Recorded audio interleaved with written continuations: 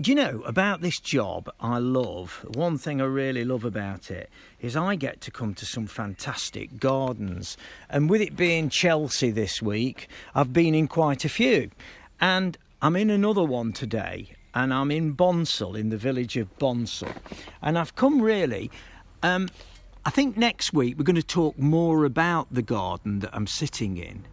But I want to talk today about the reason the garden's here and all about meditation. It was meditation day earlier this week. And I'm coming in today to meet Alan Clements, who's the owner of this beautiful, beautiful garden. What a lovely day. Smashing day, Andy. Nice to see you. Tell me about the garden and the inspiration for this garden before we go. I mean, it's a massive garden. It's a 4-acre garden. It's my own private garden, and it's certainly a handful in terms of maintenance. Some while back in the early 90s, sadly my first wife died very horribly of liver cancer. We were only 35. We were starting a family. She lost a daughter we were hoping to have, and it really knocked us for six. You know, what's it all about, Alfie sort of scenario? What's the meaning of life if someone so pretty can die so horribly? Well, I thought, I need some help.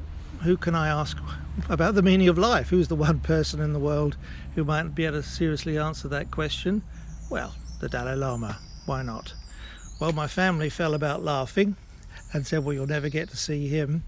But it took me 6 months to find out how. But after that time, I was knocking on his door at 8,000 feet up in the Himalaya in northwest India. You had to go and see him. He didn't come to see you then. Oh, certainly not. Well, I have arranged with my team of the Tibet Society his trips around the UK. I welcomed him here in Nottingham some years back, and we had a reception for him, and I got to know him. But that's now more recent times.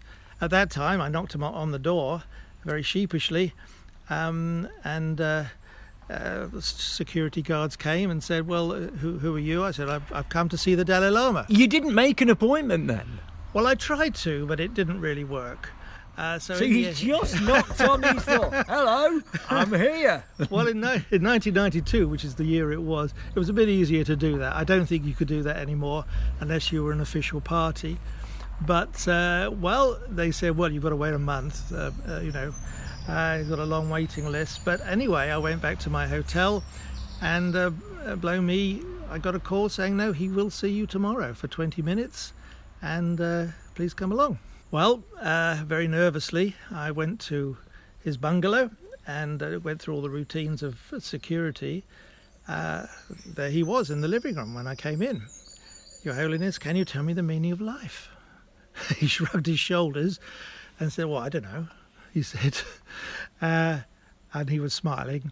And then he sat me down, we had a cup of tea, and he told me exactly what he thought the meaning of life was and gave me the best talking to of my life. Did that help you to grieve and to get over such a terrible, terrible thing that had happened to you and your family? Well, after that, her death, I became obsessed with, purpose and meaning and things, all those sort of deeper questions.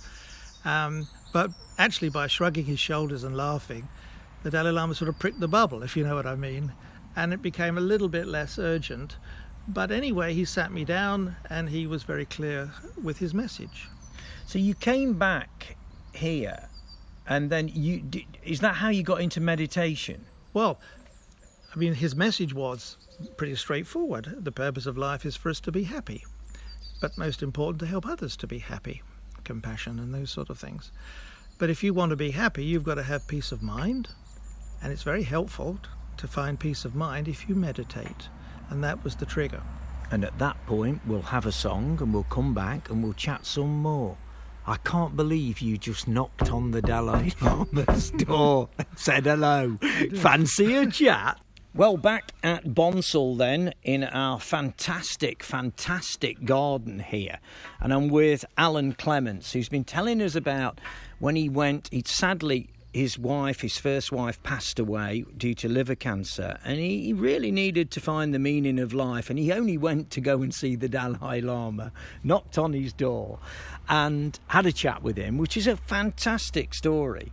But it got you into meditation as well, Alan.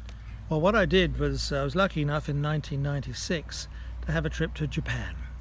And I love the gardens there. In Kyoto and Nara, the big cities, there were some fabulous temple gardens, and I love those.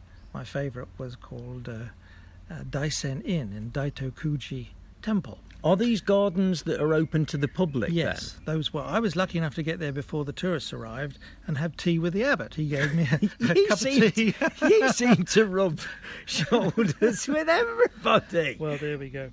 And a fabulous man who was an old friend of my uncle's, Mr. Sumitomo, which turned out to be a very wealthy man. He took me to his private residence and a fabulous garden there, produced in 1920s by a famous Japanese landscaper.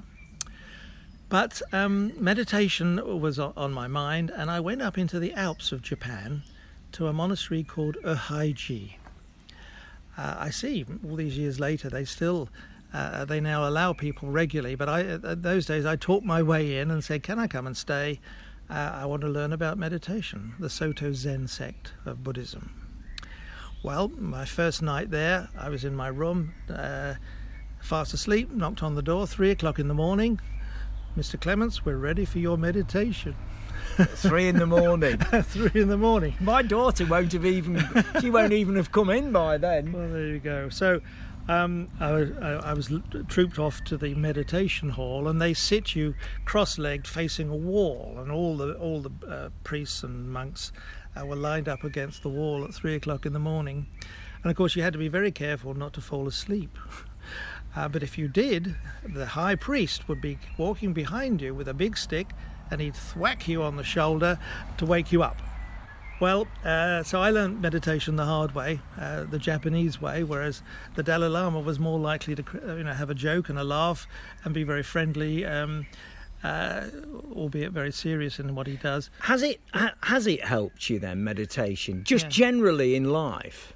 Well, the Japanese are much more disciplined about their meditation. But yes, look, both of these experiences changed my life, and they've guided me over the last few years. And I realised that the Zen idea of being one with nature, the Dalai Lama's theme of peace of mind. I wanted to create a garden, the meditation garden, that had places where I could sit, relax in beautiful spots in nature, in a very natural setting. And it is fantastic. Just once again, remind how big it is. Well, it's 4 acres, but 2 acres are flat ground going down here to the house. And there are 12 benches. Each bench has a different viewpoint. Each bench has a different landscaping and planting around. And I've tried to make it interesting, but at the same time relaxing and private. Do you still meditate then? Oh, of course.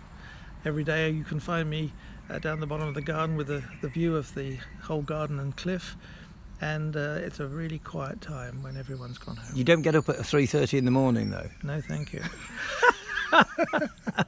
Well, listen, what a fantastic story that you've got to tell. Sadly, I could talk to you all day, but what a brilliant story.